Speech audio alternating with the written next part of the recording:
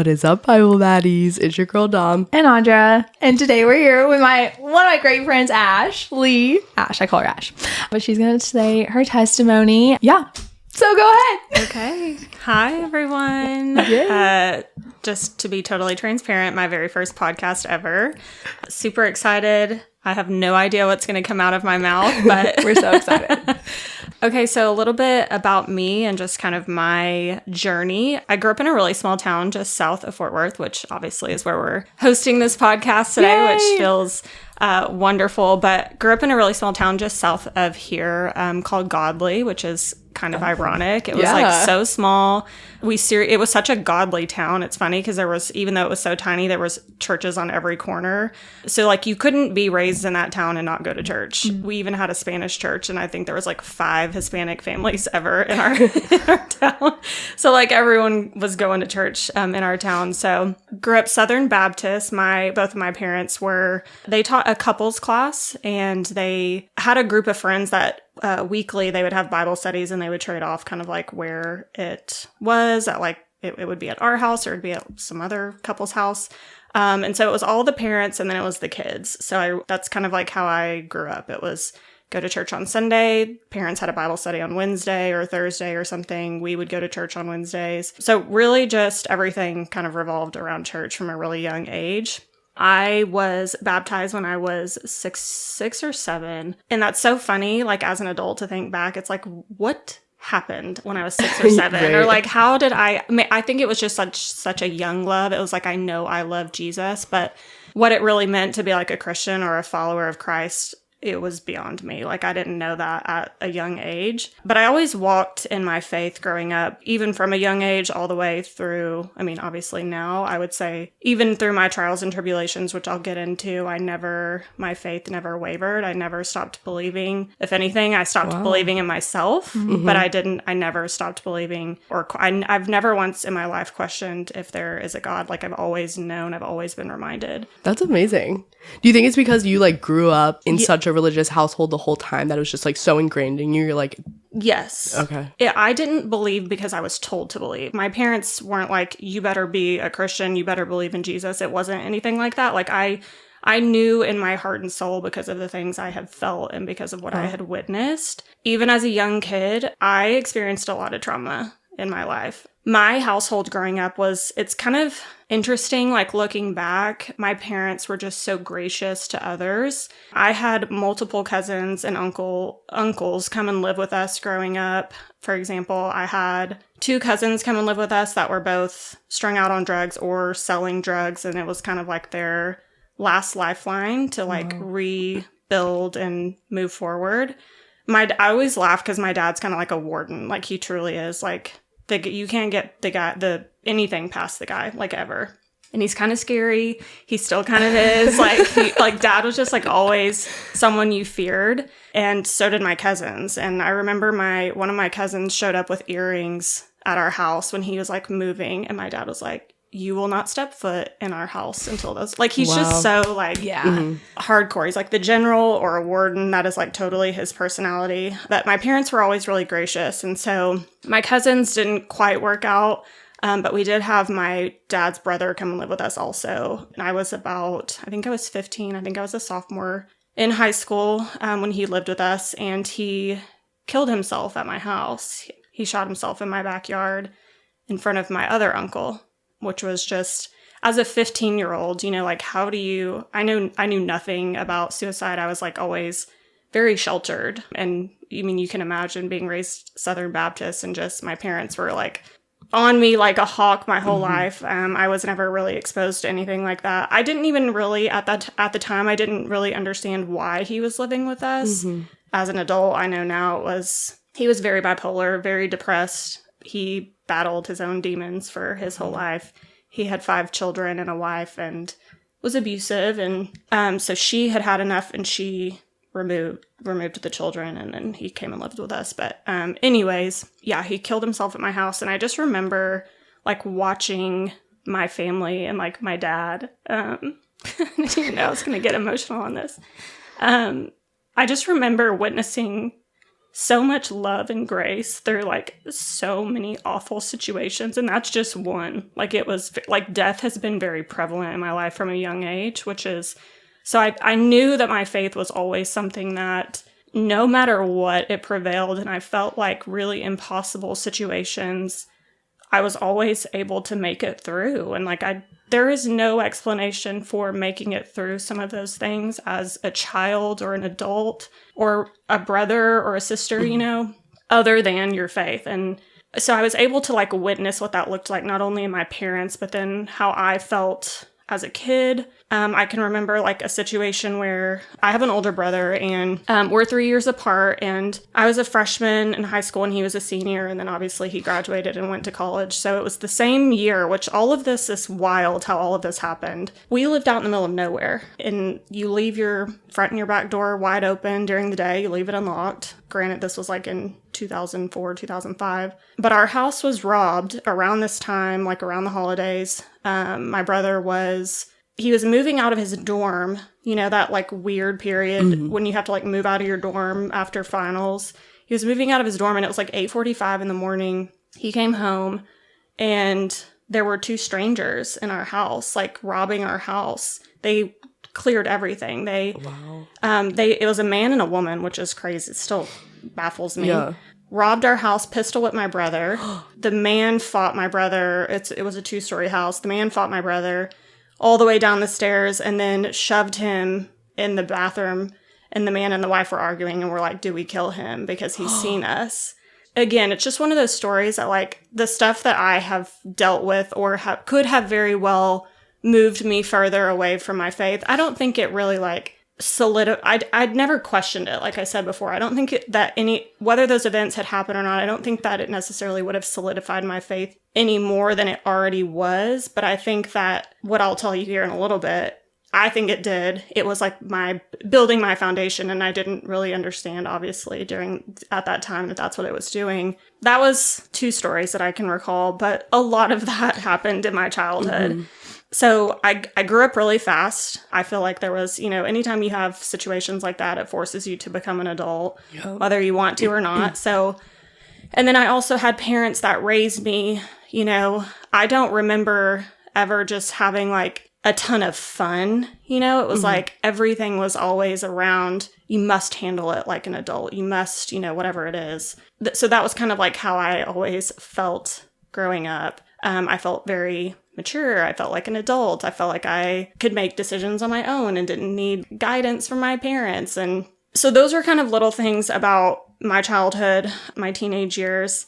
I'll talk about boys because I feel like any girl, like, we'll just be honest, like, yes, that's like that teenagers, like teenage girls, that's like their world is, you know, finding a nice young man. I want to talk about male attention because I think as females, that's just something that like we all struggle with. And then kind of the conflicts that can bring from a woman who's like trying to walk with Christ. So I was a pageant girl. I was always like, glam is life. I want my hair always done, like always have to have mascara on, you know, like I started getting male attention from like a very young age. Some of it came from when I was like, I would say I was a child. I was a young girl and grown men would try to pursue me. I guess all that to say is, I mean, you start enjoying that and you start kind of like, that starts defining who you are, like what it is that you're looking for down the road.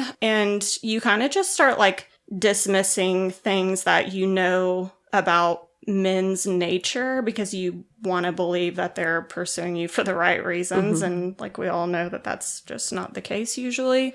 Audra, we were talking about how this is probably going to be jumbled and some of it probably will. So forgive me for being like all over the place. But I think it's important to talk about male attention because it got me in trouble later on in life. But it's something that started early on. I think it's because I had a father who, I adore my father now. And I've always been like a daddy's girl.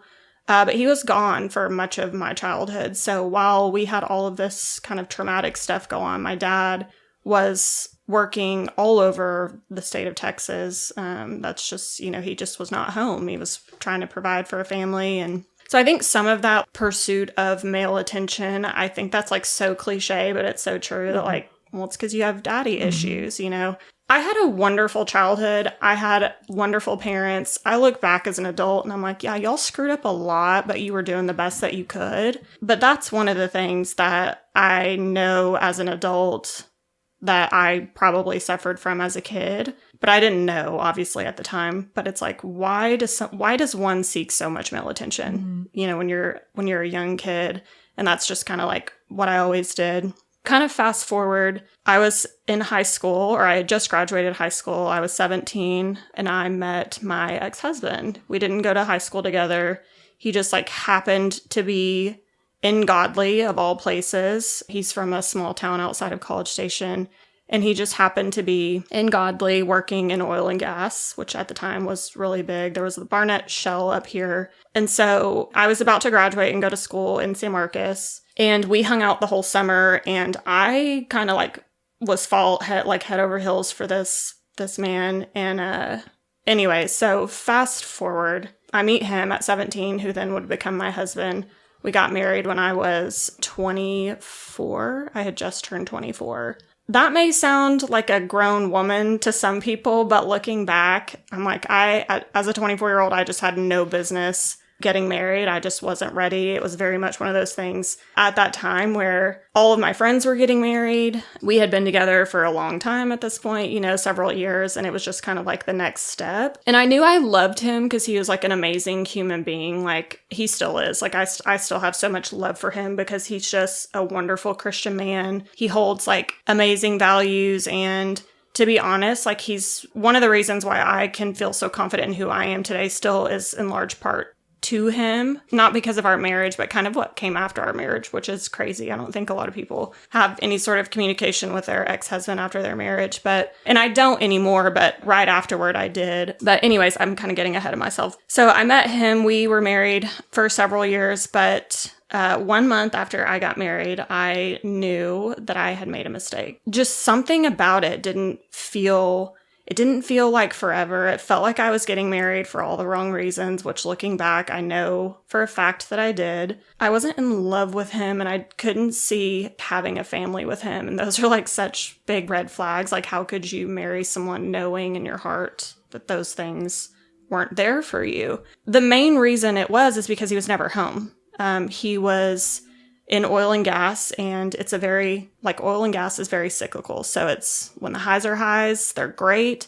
When it's low, it is low. And he survived somehow. I think it's just because of a testament to who he is as a person. He always survived these layoffs, which were inevitable in the oil and gas industry. He was never home. It was like I was always the one making sacrifices, whether it was what career I was doing or what city we were living in, whether it was like close to my family or close to his job. I felt like I was always the one making sacrifices. And then just to kind of put in perspective, I maybe saw him 20 days out of a year, and it wasn't 20 consecutive days. It was just 20 random days. That's what my marriage looked like. I mean, that was just year after year. Once we got married, I was like, yeah, I know this is not this. I'm already way in over my head, you know? And I knew that I wanted to get a divorce. I remember talking to my mom. I remember walking around her neighborhood, and I was like, I have to tell you something. And it's never been easy. Even to this day, it's never easy for me to talk to either of my parents because there's really,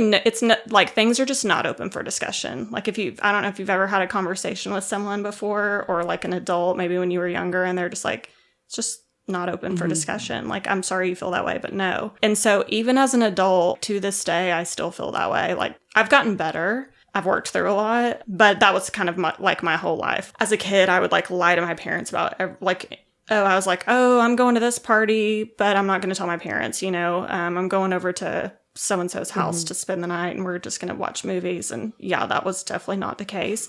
There was zero reward anytime I ever was trying to be honest with my parents, because the outcome was still the same, you know? So as an adult, I was like, I have these bad habits where it's like I can't even approach my family to start having these conversations that I like desperately need. Parental guidance. I need someone to hear me out. Like, you're just wrestling with these thoughts all the time. So I had that conversation with her, and she was like, she gave me the guilt trip, which is like such the response that I expect from my mom. Which again is like, why I didn't at this time, like I didn't trust to like have a conversation with her.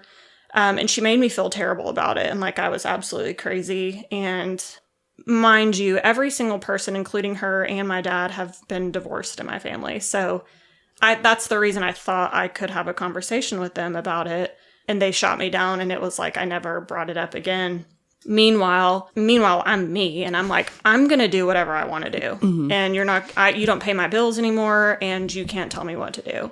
And so, meanwhile, my husband is at work, and I'm left by myself. Like it's just me. And then kind of where we'll start talking about male attention again is I was married, and men were, I did everything by myself, whether that was like go and hang out with friends or like, he just wasn't around.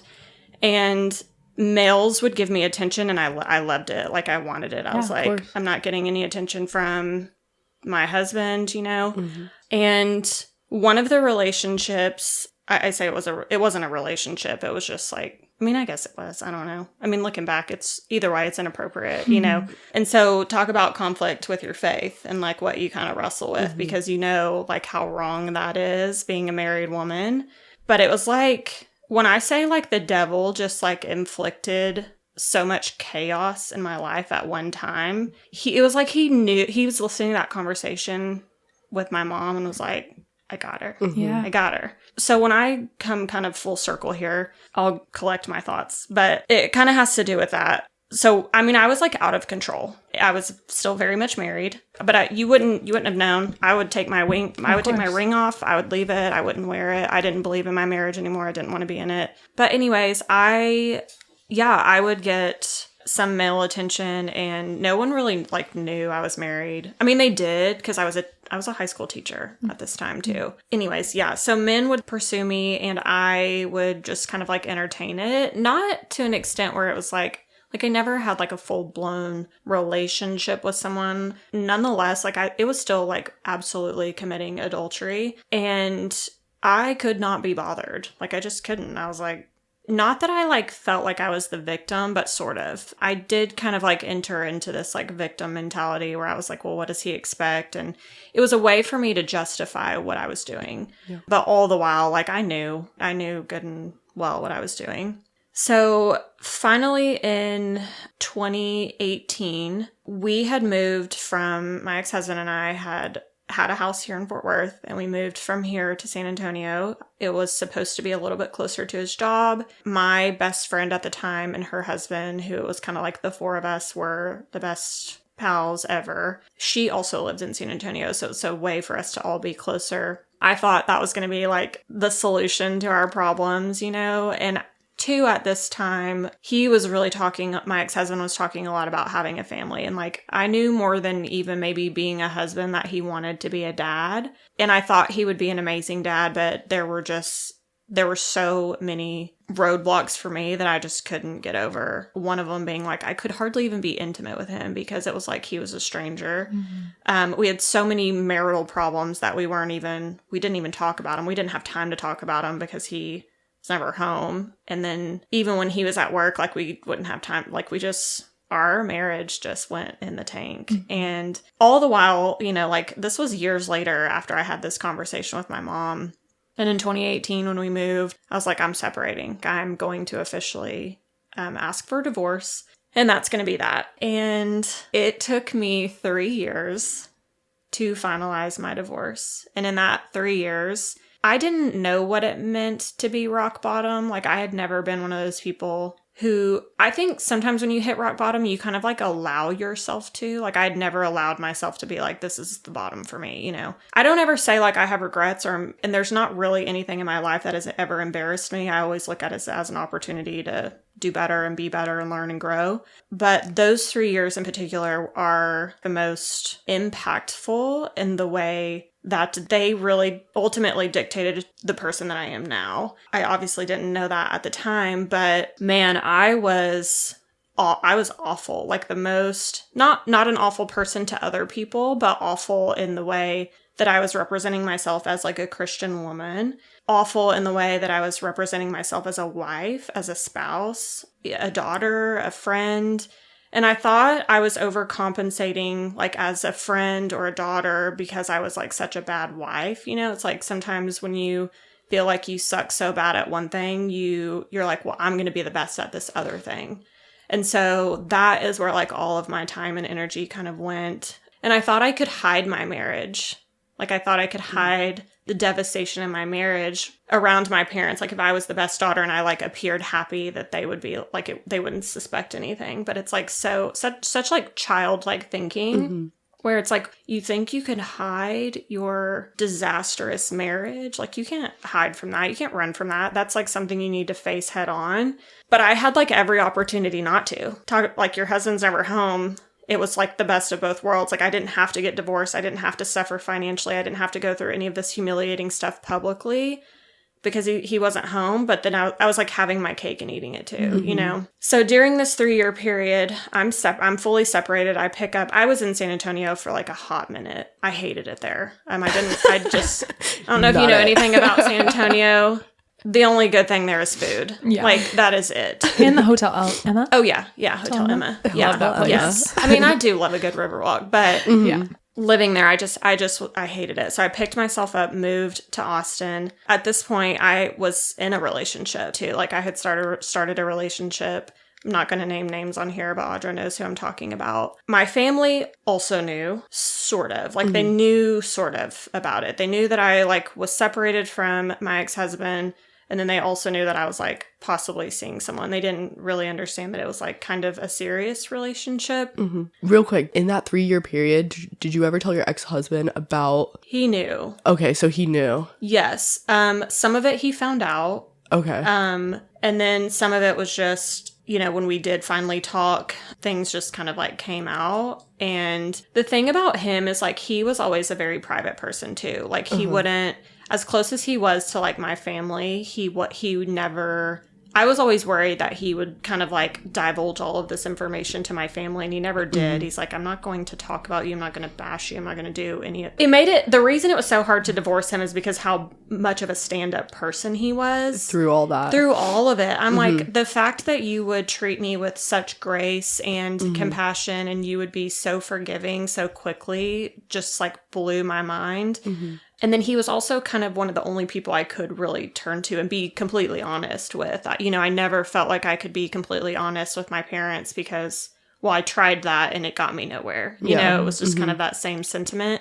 So yeah, so moved to Austin. I'm in this relationship. I'm actually living with this person. Okay. Because at this time I had finished my teaching contract in San Antonio and I knew I wanted to get out of teaching altogether. What I learned about myself was that I couldn't be in a public position like teaching around kids. Like it's such a disservice to kids when you're not fully invested in the way that you need to be. And I just couldn't be. I was just going through too much. So I decided to walk away from teaching. I didn't have a job. I don't know if you know anything about going from the educational world to the business world, but they don't mix. It is so impossible to try to find a decent job after being in education. And I remember I was like, I have to start completely over. And talking about starting over, the fear that I had plagued me. I knew that I didn't want to be in this marriage, but I didn't know anything beyond that. I didn't know how was I going to support myself. Number one, my ex-husband being in oil and gas, it's just endless money. It's stupid money. And not that it's all about money for me, but when you're talking about being a female, starting over on your own, you don't really have a job that's bringing in much income or a job at all. I also have a mother who, she's like such a Southern mom too. That's very much like, well, how are you going to take care of yourself? I can remember that being one of the things that she said to me. I'll never forget it. Well, how are you going to take care of yourself? And it's like, I mean, that's a valid point, but the fact that that's your only point is the reason why like my life was just plagued with so much fear for so long. So why it took me 3 years to divorce is because of that. So when I moved, I got into this relationship that ended up, I mean, really robbing me of those 3 years of my life. It was the worst 3 years I had ever been in. I was more distant from my family than I had ever been in my life. And that is not something I was ever familiar with. I'm such a people pleaser too. Like the two people that I always want to please more than anything are mom and dad. Mm-hmm. It's always been that way. I still to this day feel that.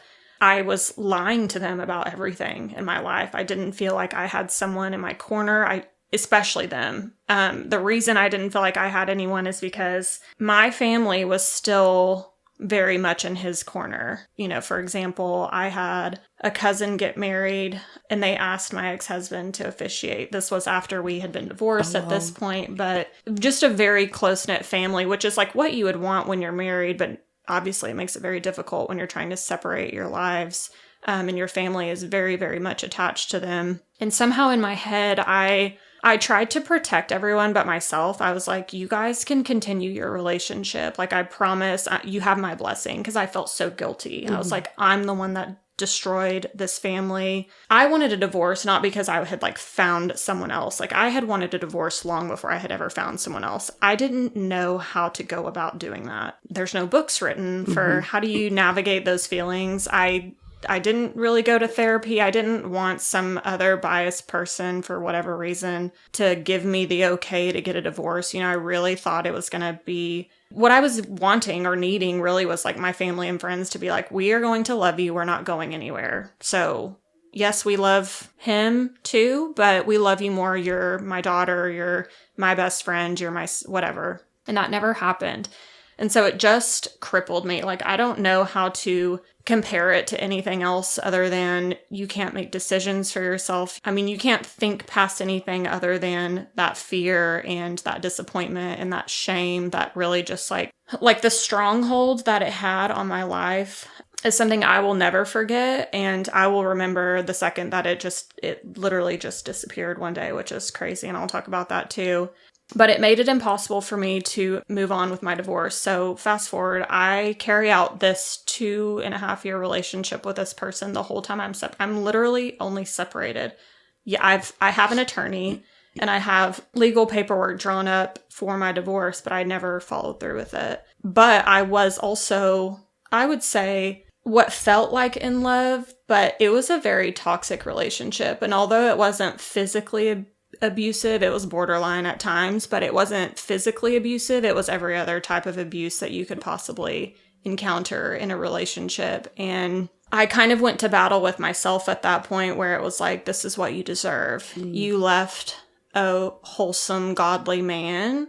You destroyed a family. You were unfaithful. I mean, all of the things that the devil would want you to believe about yourself was like, I was. And I heard it very loud and clearly, not just with the thoughts that I wrestled with myself, but also this man that I was in this relationship with would, just light the flame of those every day. I can remember this 2.5-year period. Sometimes he would lock me out of our apartment. He would threaten to keep my dog, and heavy drinkers. At this time, we would just drink a lot, and anytime we would, I hated it because I knew it would always lead to long, drawn-out 3 a.m. fights. Just nasty. When I look back and think of me in those situations, I can't even understand how I allowed myself to get... Number one, how did I allow myself to be put in such situations? And then how is that the person I am now who handled all of that? It's just such a different version of me, which is... It's so crazy to look back and think about the way that the devil can attack you. And sometimes it feels like you just have no control. And two, at this point, I had such a hard time leaning into my faith. I would go to church and I would be like, I need to leave. And I just remember I couldn't go to church without sobbing. I was like, everything just felt like such an attack, but it wasn't an attack in a bad way. It was like, that is exactly what I need to hear to get moving out of this situation. But all the while, I just felt so unworthy. I was like, the relationship that I'm in now with this man that was very toxic felt like everything I deserved.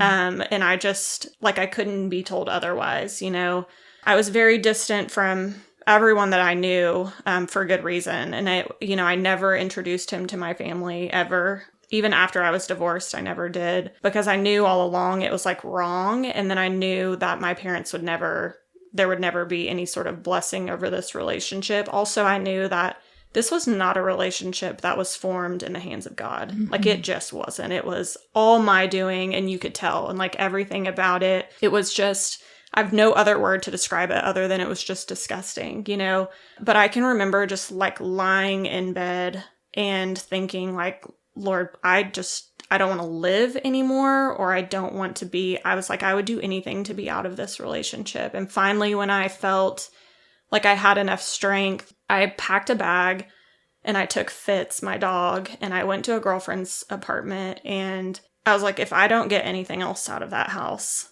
like, I will be fine. It's weird because I had gone through a divorce, and getting out of this toxic relationship felt worse than going through a divorce. And again, it's like two totally different kind of men that you're dealing with. You know, you're dealing with a man who loved God, and we had a very amicable split, divorce, whatever. And then now you have a man that's like, I don't want to say he's like the devil himself, but, you know, I mean, sort of, you know, just like total chaos. The whole relationship was just total chaos looking back. And I say all of that because I would not be who I am without either of those. Mm-hmm. I knew what I wanted in a man with my first husband, but it just wasn't.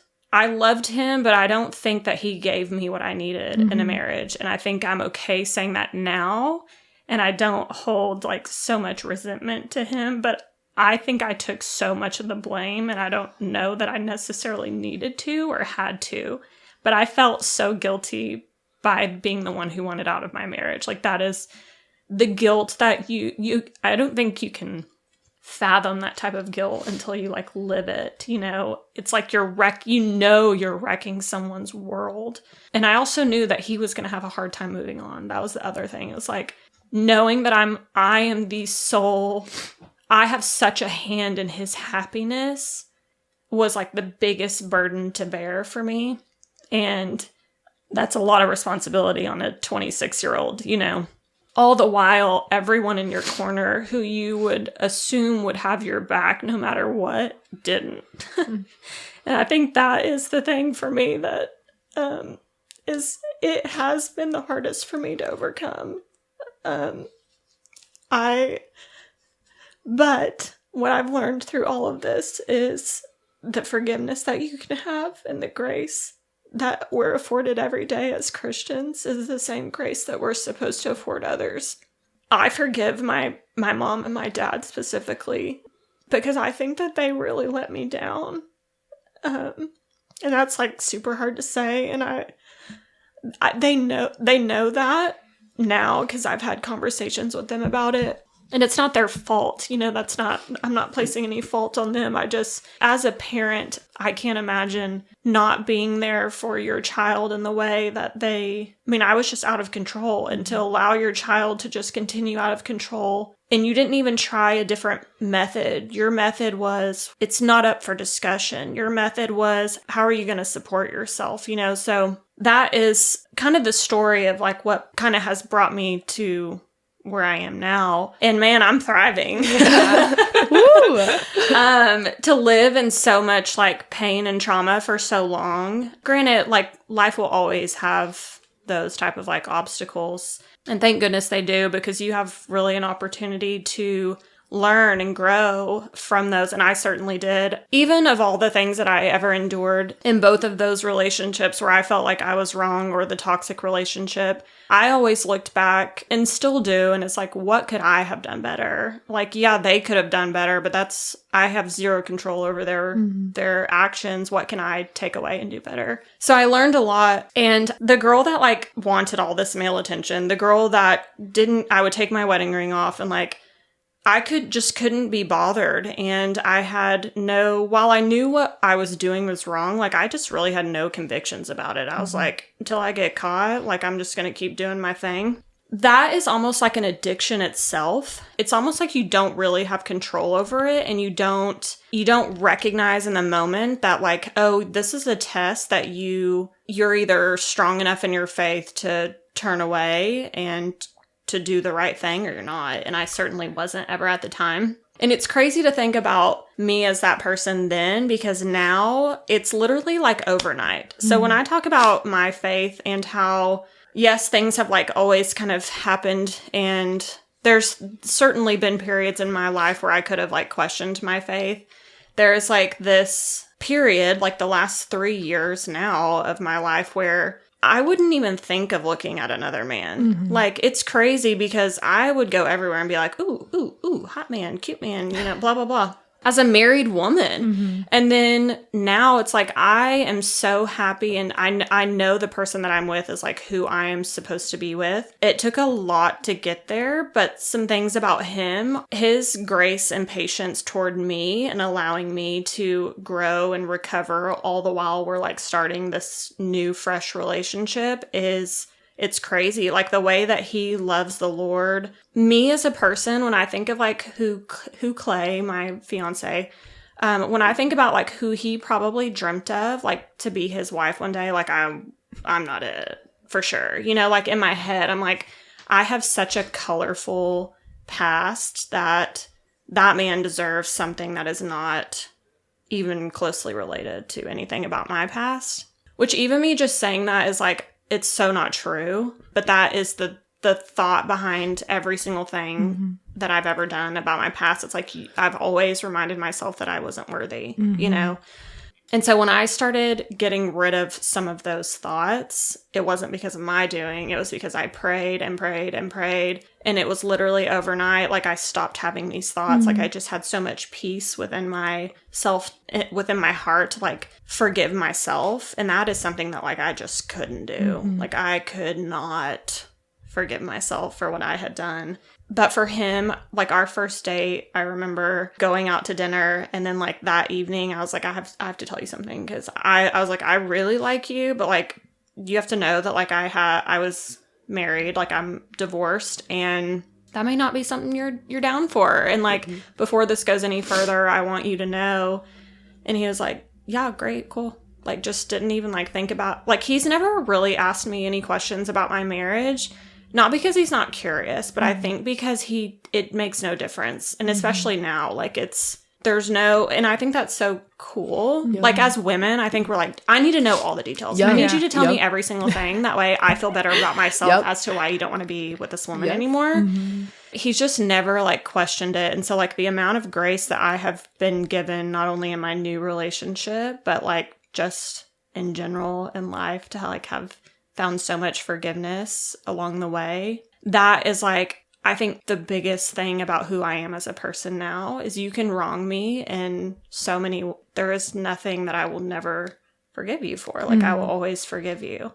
It may hurt and like I may still have feelings about it, but that is something that has just been given to me so freely. And that's something that I, as a Christian woman, like, and I think that's hard to give, but like I feel proud to be the type of person who feels like I can afford people grace and forgiveness, because I received it from some very special people along the way. And obviously, you know, I know that I'm forgiven, but not to say like the journey's not been super difficult.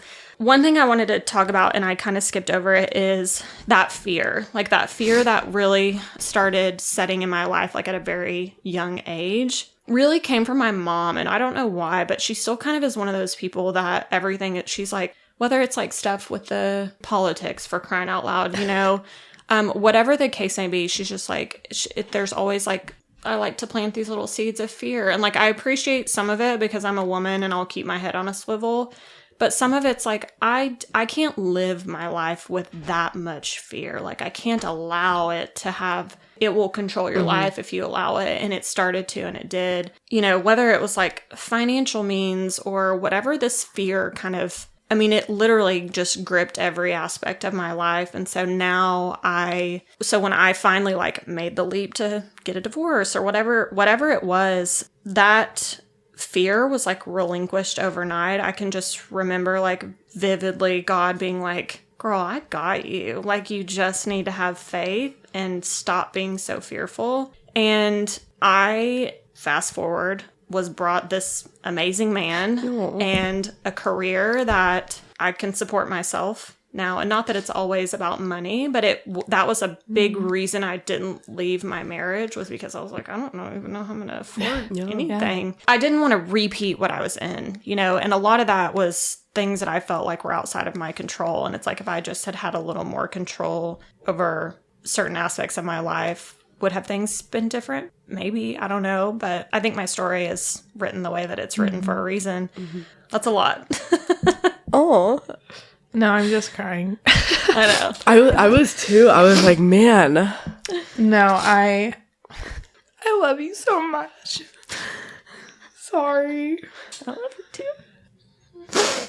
You're just like a big sister to me. Like, our friendship means so much to me, and you're somebody that I feel like when you talk about your story, obviously we haven't walked the same exact journey, but there's so much in it that like hits my heart so much, because like I feel I've been in very similar situations, and yes, to like watch you today and like you are thriving. Like when you say that, it's not like a conceited statement or like a masking this sadness inside of you. It's like, no, you're really thriving. Like you're really happy, and like you've really just done so much work on yourself, and like you're such a good person. And I say that all like truly from the bottom of my heart, meaning it, you know, like I love you. And you know, to be somebody that has watched you walk through that past relationship, and heck, there were times like as an outsider looking in, I was like, no, it's not that bad, you know, because like you are so strong and you're so good at like masking things. So when everything really started hitting the fan, I was so like blown away by it, because I was like, wait, no, I thought this was a good relationship. Like what's going on, you know? And so it's when you really see people, how well you masked that. And then like those feelings were real. Like you were like, I've got to get out. And watching you do that, and like the things that he said to you, the things that he did to you, and you handled it. Of course, like it hurt, but you handled it with so much grace. Like I think I would have gone insane.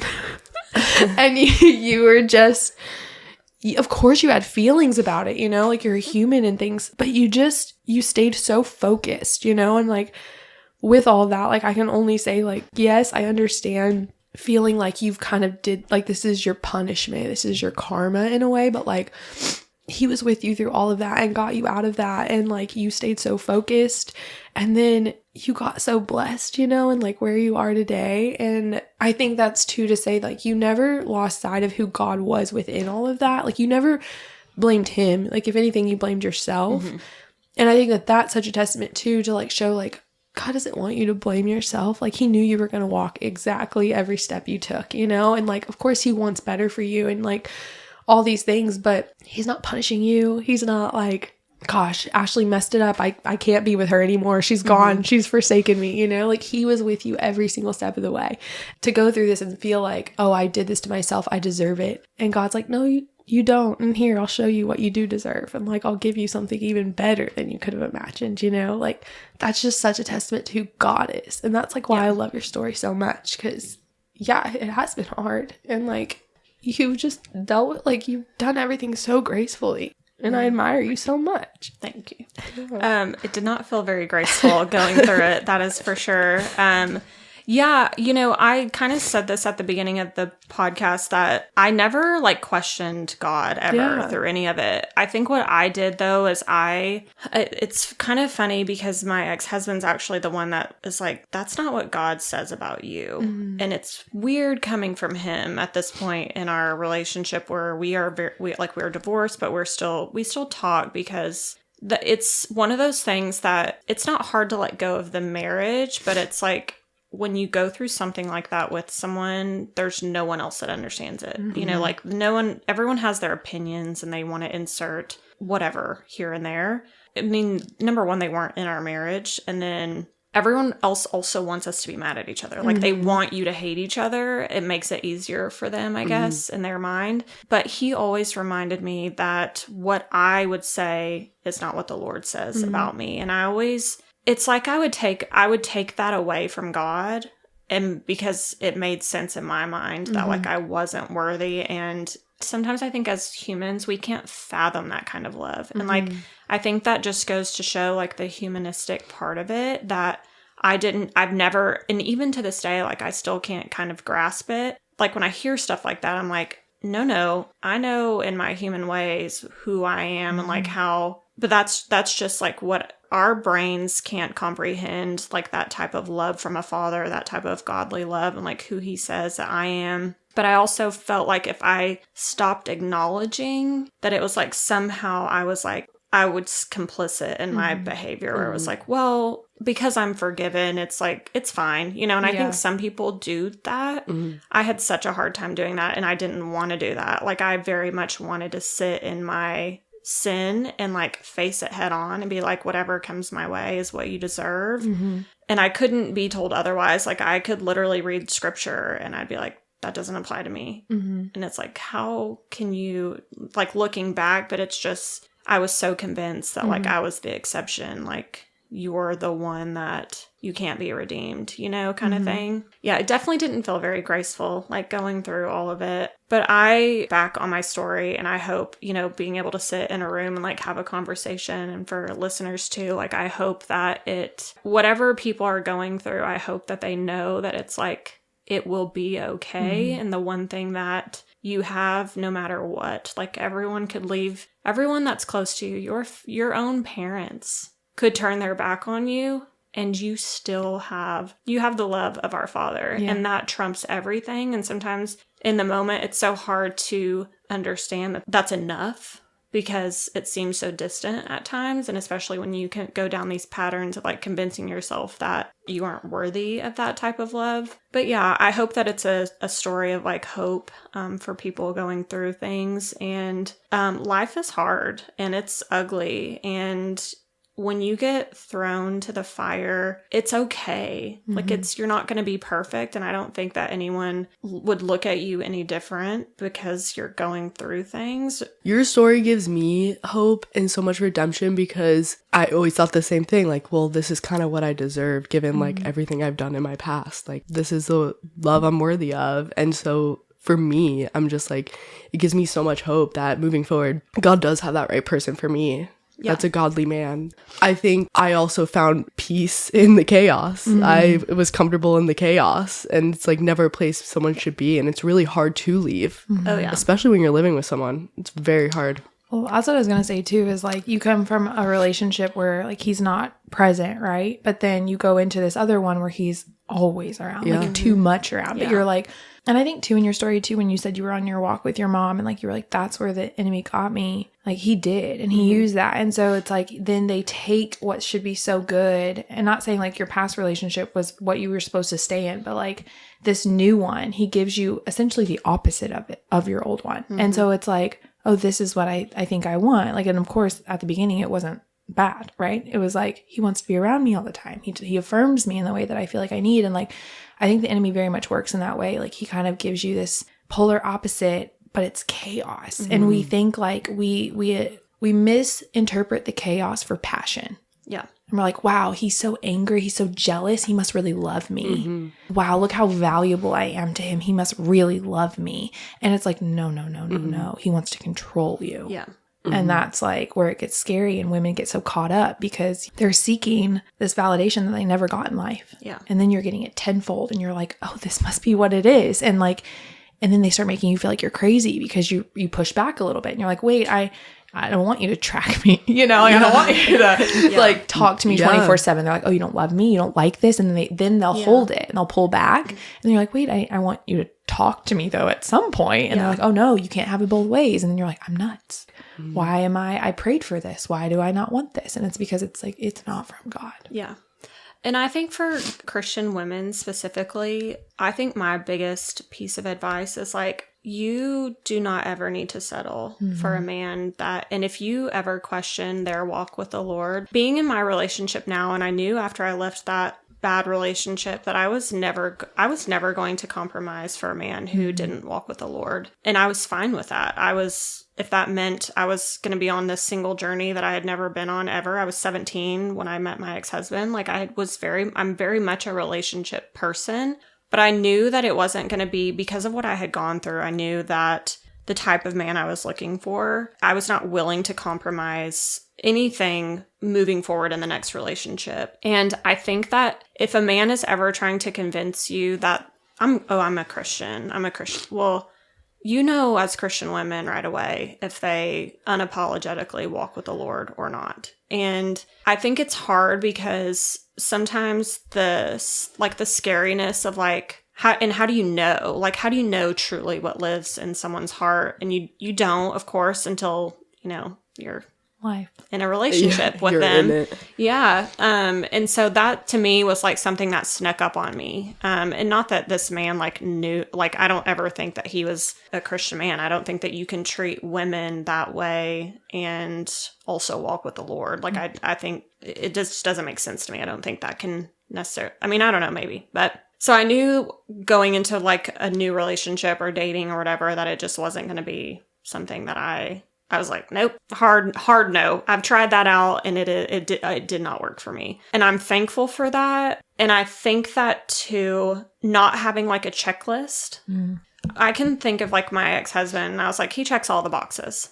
And it was like money. He'll provide. He'll buy me nice things. We'll go on vacation. I had zero expectations when I started dating Clay. I had just funny little story. I know I'm talking a lot, but Clay, when I got out of this bad relationship and I kind of started dating again, I had friends who were like wanting to set me up with people. Clay and I had like initiated a date over Instagram, and Clay was the first date I ever went on after this relationship, and we had so much fun. There was just like something special about him, and it wasn't like the date wasn't even fancy. His car was like getting worked on. Like, I had to go pick him up. We drove to South Austin to the Toyota where his 4Runner was. Like, it wasn't a sexy date. Like, there was nothing about this date that was like I just enjoyed being with him. And there was just like so much, I don't know. I don't even know how to explain it. So this was the first date. And then a friend of mine set me up on 2 other dates, and they happened in the same day, by the way. It was like, one of them was like a happy hour drink. And then one of them was literally like that night, it was like, go to a concert. And on both of them, I was like, this ain't it. Yeah. But like, I had just, which is so weird. Like, how can one date but it was because like the way that I could just tell, like, Clay was like such a godly man, and it just came off. He didn't even have to talk about it necessarily, but just in his actions. I look back and I'm like, yeah, God just put the two of us together and just made it as easy for me as possible. I want that to be hopeful for people, because there are men out there who love Jesus with their whole heart, and to not settle and to not get discouraged. It is all about timing, you know? And I firmly believe that. And I know that women out there, Audra, we've had our conversations, like, that is the hardest thing to hold on to. But I know for a fact, even though me right now in my life, like, I'm happy and I'm about to get married next month, I sat in that unknown for a long time. I sat in that horror for a long time, you know? And boy, did I like pray and want to rush right through it. But you miss who you're becoming if all of that's just skipped, you know, like, all of those doors wouldn't be open if you don't live in what you're going through right now. And for me, my door wouldn't have opened had I not lived through what I had gone through. So I hope it's a hopeful story more than anything, you know. I'm an open book. There are other things that, you know, maybe I haven't shared in full detail on here, because once you put them out there, they're out there and you can like never get them back. But I am an open book, and I truly love like talking to other Christian women, because I think sometimes we live in a silo where we battle things like guilt and shame. And it's like, how can I admit that to another Christian woman? And what would they think about me if I let that information out? You know, all I can say is like, I pray for women who do feel that way. I've been there. I've sat with those feelings for a long time, but that is not how God calls us to be Christians, you know? And so I think that is just my biggest thing, is like, you have to find your people in your corner. And I remember when I had no one and I started working at band, it was like I became best friends with all of these women. I lost everything. Like, I didn't have friends. I had never, which was a weird place for me to be in. And so then to just walk into a room full of women where we all became instant overnight best friends is crazy. And again, it's like, you can just see God's hand in everything in your life. And when he touches something, I mean, what a blessing, you know? Yeah. You know what I love that you brought up is that you had gone on 3 dates, right? Clay and then the 2 other men. And probably out of all of them, the least lavish was Clay's. Oh my gosh. But it's just such a testament of God. Like, when you're right with the right person, no matter what you do, it's just, you have that feeling. Yeah. Like, it's just, I don't need, because I'm guilty of it. I'm like, oh, he took me to like a Taco Bell, or like, oh, he like didn't even get me flowers to take me out on this date. Like, I take notes of that stuff. Checklist, right? Like, we think check the box. You have to bring, you have to open my door. You have to buy the flowers. Like, yeah. But just being with that right person is more than enough, no matter what you do. Yeah. Like, just sitting there and watching a movie is paradise compared to going out to some fancy sushi steakhouse, because that's what I expected my person would do for me. Yeah. No. The old me is very much, my first wedding was very lavish. It was very fancy. Everything about that was just like about this facade, you know? I mean, those things are nice. Like, if Clay was the richest man in the world, that wouldn't be bad. Of course not. But no, when you wholeheartedly just say like, those things don't matter to me anymore, it's funny because God's funny. He is a funny God, and he's always like, I say that all the time. Yes, it's like Clay had. I mean, yes, he has this nice truck now, but when I first started dating him, he had this old ragged 4Runner that was like, Dexter, our dog, had like dug the back seat out. I mean, it was like such a boys. It was awful. I mean, it was so gross. Like, when he picked it, like, I just hadn't held no. I was like, I couldn't be bothered by your ugly car. I couldn't be bothered that you had a small apartment. Like, I had a small apartment too. I went from having like a beautiful home in my marriage, and now I was living this like apartment life, and like, I was the happiest me in. When him and I mean, I'm super happy now, but like, the happiest me up until this point was when I finally got my own little bitty apartment and Clay and I first started dating. And it says a lot about who we are now, because we just didn't care about anything but each other. Yeah. It's always just been like the 2 of us. We picked up our lives in Austin and just were like, hey, everyone, deuce out. Like, I know.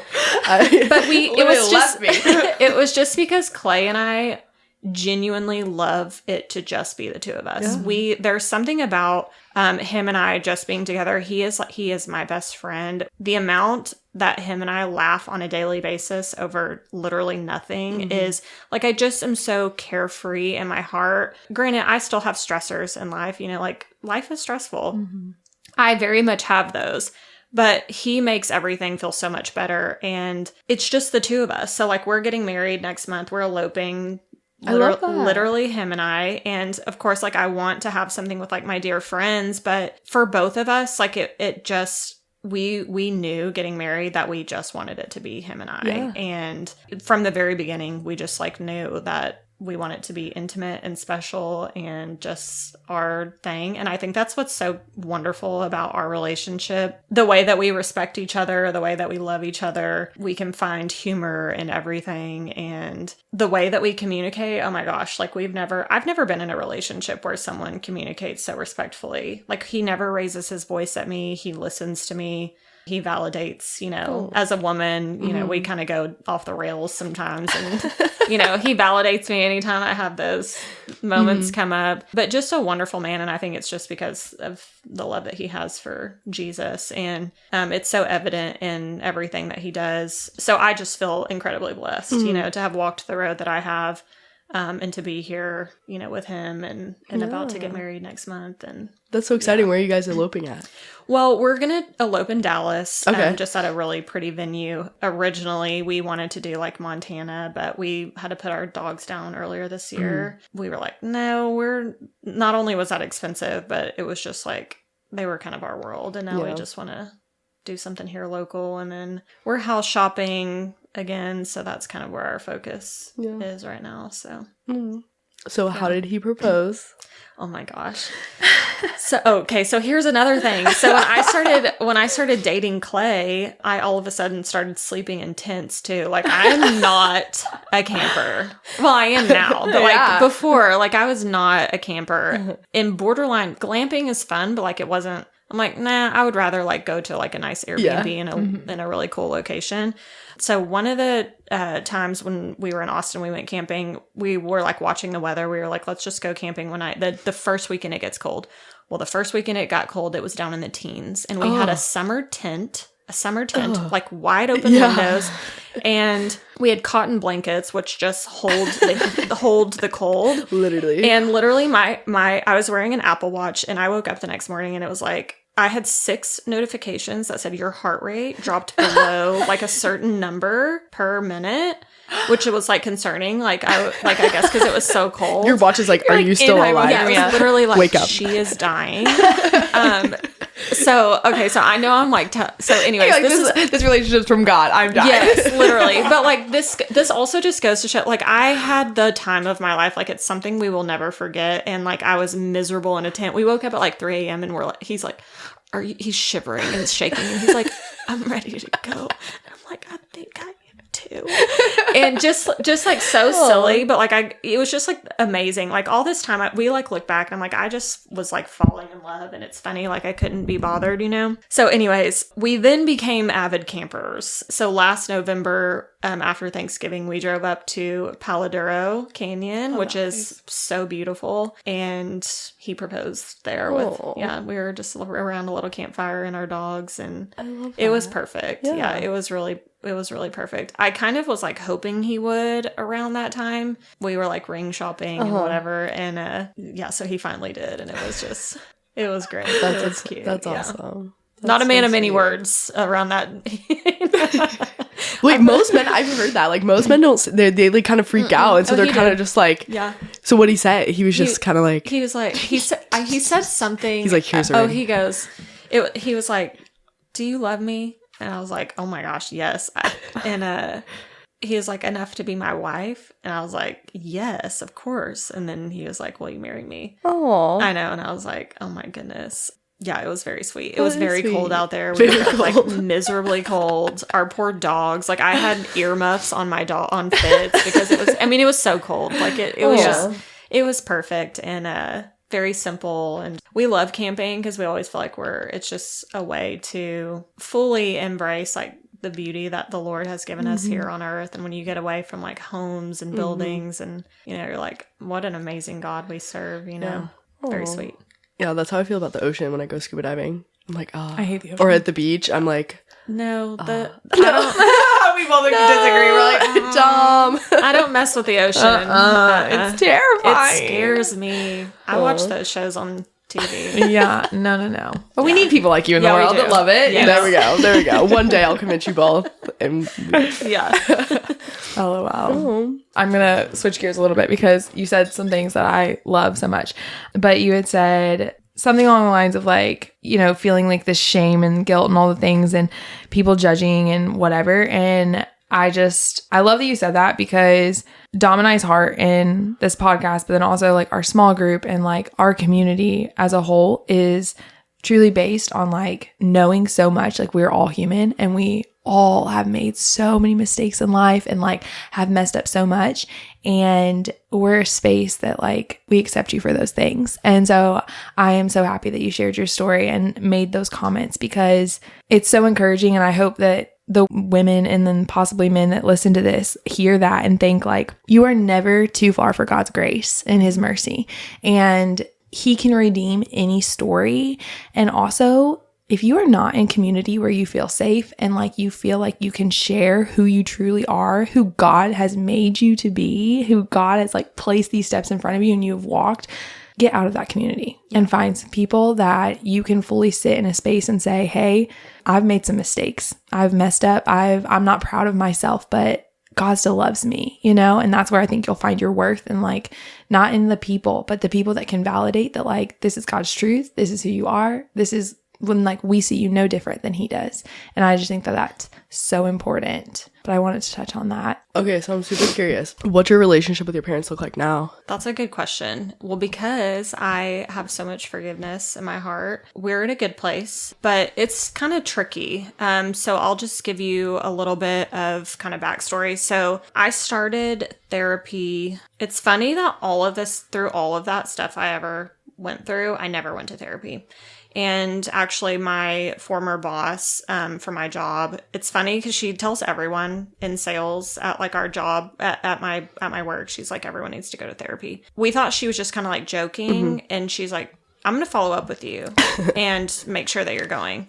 And I am so grateful that she did, because for me, it allowed me to foster some of those conversations that I wanted or needed specifically to have with my parents. I had already done the work though. So like therapy for me was very much about, how do I move forward? Like I didn't need to really, I of course had to share everything just so she understood. But for me, it wasn't really like working through all of that. Like I felt like I had already kind of done the work. And as a Christian, to me, it's like I was going to church on Sunday was my therapy and like kind of allowing me to work through that. But specifically during this time with my therapist, I told her, you know, what I really needed help with. And that has always been, as a 34-year-old woman, I just do not have the skills, or I don't even know how to approach my parents with most things. I still kind of struggle with it, but luckily I haven't had anything that's been like scary that I need to approach them with in the last few years. But I did want to tell them how I felt through everything. I had never like aired it out, and I was very cautious about doing that because I knew it would cripple my mom. I knew if my mom had heard me speak words about her in the way that like I interpreted everything, like her position, I knew that it would just like kill her, and I didn't want to do that. I was like, do I do this for me, or do I just make this about her again, which is what I always do, you know? And so my therapist really helped me kind of start approaching these conversations with her. And it was actually right before Thanksgiving last year. I went to my mom and I was like, I want us to be in a good place. And I don't know what that looks like, but I know this isn't it. And I know that every time I'm like around y'all, it just feels like we're not being real. We're not addressing things. You guys have your feelings about certain things. And, you know, to me, it felt like they very much were accepting of Clay and I. They just couldn't be bothered to like put in the effort that they put in with my ex-husband. And that bothered me. You know, it was like, you guys either acknowledge that this is like a forever relationship, or the boundaries that you will see moving forward are probably not boundaries that you're going to enjoy or be comfortable with. Because my parents very much like they love us. Me and my brother are their whole world, and we've always kind of been the center of it. I told my mom, I was like, I don't like how anything was done. I think that you turned your back on me, and like some of it rightfully so. Like as a mom, I can imagine watching your daughter like go down this path, and like you don't want to condone it. So what do? You know, I don't expect you to know, like I don't hold you to the flame because you weren't perfect, but ultimately you chose his side over mine. And, you know, the example I gave you earlier of when I was divorced and my cousin asked my ex-husband to officiate the wedding, that was like, there were always things coming up where it was like, you guys need to choose now. I know I told you initially that you could have your relationships, but now it's like, I can't go to funerals because he's there. I can't go to weddings because he's there. Why is he still getting invited to everything, you know? And part of me like had a really hard time because I was like, why don't they want me there? I've never been in a position to feel like my family wanted someone else there other than me. And so that was hard. And like, I just had to kind of explain that to my mom, and she cried. I mean, she didn't really have a whole lot of words. It just was like super hard for her to hear. My dad happened to walk in on that conversation when my mom was crying, and he also validated everything that I said, and he apologized too. And then it was funny because he just like went over to Clay and apologized to Clay too. He just took it upon himself. He was like, I haven't given you a fair shake, and I want to apologize for that. And now, granted, they did say the divorce was like really hard on them. And I'm like, that's fair. But it was the hardest on me. And you guys made it about y'all. Like you guys everyone in my family made it about them, which is such a weird place to be. Yeah. Like I've never seen, other than children, like I've never seen a divorce affect other family members so much. in a really weird way. Yeah. And so it's been tricky. My parents dropped all communication with him. Oh, wow. Which to me was, I needed to see that. Mm-hmm. And while I'm sure that was probably difficult, it was what I needed to be able to move forward. And we feel, super comfortable, obviously, like going to their home and stuff. And, it makes things a little bit easier for us when we like have a family one day and they're around, it's like not this awkward stuff. And so for both of us, we could like easily forgive them, but it's still... And, it'll be interesting to kind of approach them moving forward with anything. I don't know what that would look like, but it's gotten better. And I know, I think that I'm just more hypersensitive to knowing how they respond to things. Mm-hmm. But I also want to give them a chance, it's like and I think when I kind of like started having those conversations about how they made me feel through that entire process, it's like, I want to give you a chance to make it right. And I'm going to tell you, my therapist, she's like, you just need to be like very descriptive in what you want from them. And, next time you have that kind of conversation with them, hey, Mom, I appreciate that you did this. Or, hey, I don't appreciate that you did this. And which that's been helpful. Mm-hmm. But it's funny that like the one thing that I needed help with in therapy was my parents. Like all the stuff I went through. A divorce, a toxic relationship, blah, blah, blah. The one thing I'm like, I need therapy because of my parents. Yeah. And it's the two people that I will defend until the day that I die. I love them. They gave me a beautiful upbringing. I never went without. I think they did the best they could. I don't think they had it easy when they were raised either, And so I think that parents just kind of like take what happened to them growing up and they're like, I'm going to take some of the best things and then I'm going to put my spin on it. And yeah, it's interesting. Like navigating that relationship. They live 35 minutes from here. Oh, nice. Now it's definitely grown. The relationship has definitely grown. I talk to my dad on the phone probably once a week. I talk to my mom, 3 or 4 times a week.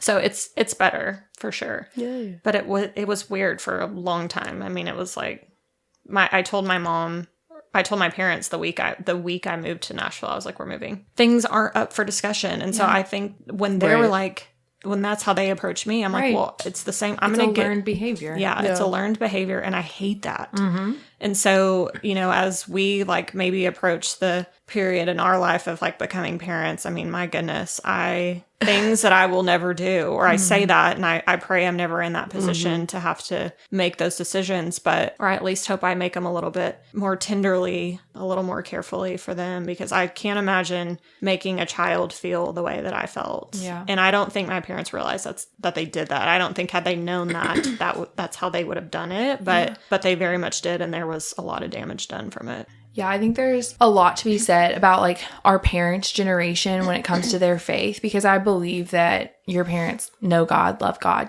but I feel like in their generation and the generations prior, it was very fear-based, like follow the law, not follow God, and like know him. And I think that hopefully in the people that I surround myself with, like our generation kind of is more so of, I want to know God's character and I need to see that. And I think the more that you seek like who truly is God and like how does he move, you may operate in the same values and laws as your parents did. But when you apply God's true character to those things, that's how you then will start to love your children as God loves you. Mm-hmm. That's what I think. It's like, I think we get so caught up in, we have to live by this book because this is what the law says.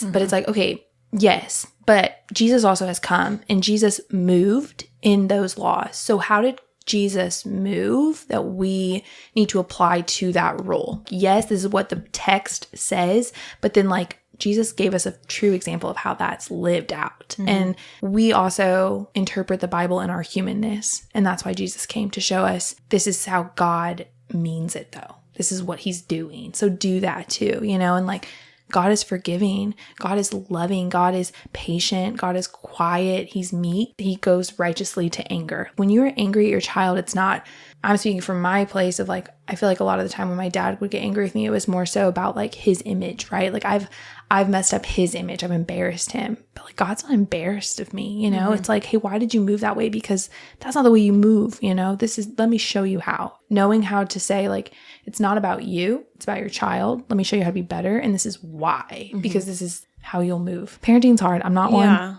But yeah, I mean, me either. I was a dog mama. It's totally different. But one thing I would say too about my parents is like they never shared their experiences, and that drives me crazy. It's like, okay, the thing that I have to offer more than anything is my experience, and if I have a daughter who is contemplating divorce, and I myself have been divorced, to not even go there, right, and even be like, okay, I hear you. Let me tell you my story.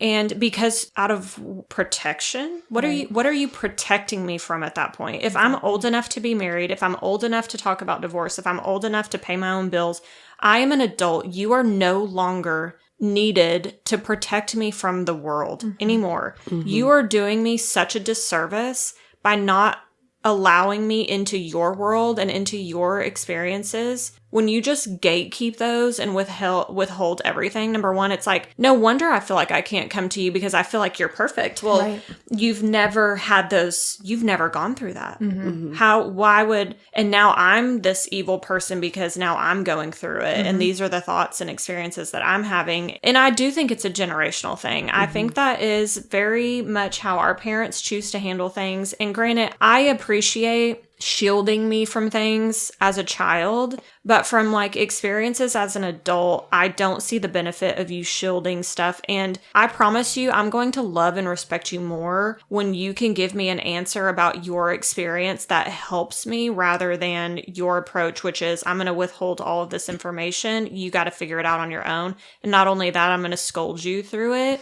To me, that is the worst type of parenting that you could do. And again, I look at that from a child's lens. Like, I'm not a parent, so that is just my perspective. And that may sound a little harsh, but I lived it. And I lived that, like, I was seeking something that my mom had that she could give me or my dad had, and they didn't give it to me because of what? I don't know I don't know why you wouldn't share that with your child. At the very least, just even if it's like, hey, I don't know. I don't know how to get around for her that. to just say like, hey, I just want to let you know I'm not proud of my decision. Like, 1,000,000%. Like, hey, it's not the story, it's not everything, but just say, hey, I go to sleep at night and that's not something I'm proud of. And to be like, that's not what I want for you, but that's not her decision. And so it's my decision. But I like, how did you sort through those thoughts? You know, like, hey, there was just no real solution provided other than like, we're just not going to go there, and I'm going to fear mongle you into staying because I don't even want to like think about you going through a divorce, you know? And it's like, that's why I'm always going to be an open book. I don't care who you are. If you have, there's nothing, I didn't live through everything that I did to not share it with people. Now, granted, I'm not going to go out on the street to the stop sign and just be like, do y'all want to hear my story? But like people who, you know, like I have a girlfriend who is also divorced, and we got really close through the divorce because you need people to not validate. It's not like we were like on this like journey of like, let's talk about divorce all the time. Like, but it's like, how do you get through it? No one is talking about how to be a 28, 29-year-old woman and going through divorce. Like, it's just not heard of. And I mean, it is more now, but navigating that alone is very, very scary. Like, my biggest thing is like, I don't want to be an advocate for divorce, but it's a part of my story. And if it is helpful for people to like sort through those feelings, whether you're a Christian or not, why wouldn't I tell people about my journey and like how hard it was? And like, if I could save you from being in that situation for 3 years, like I want you to, if you can be in and out of it in a month, I want that for you. So you don't have to sit there and listen to the world tell you all of these things about yourself that are so untrue. Yeah. Well, I think that plays into this law that we're talking about that our parents kind of really follow to a T of, yes, it's in the Bible. Like, there are written out guidelines to why and how you can divorce, right? Like, God says, these are the only stipulations where I grant this. And we know that. That is in the Old Testament. Again, this is something that I feel very strongly about.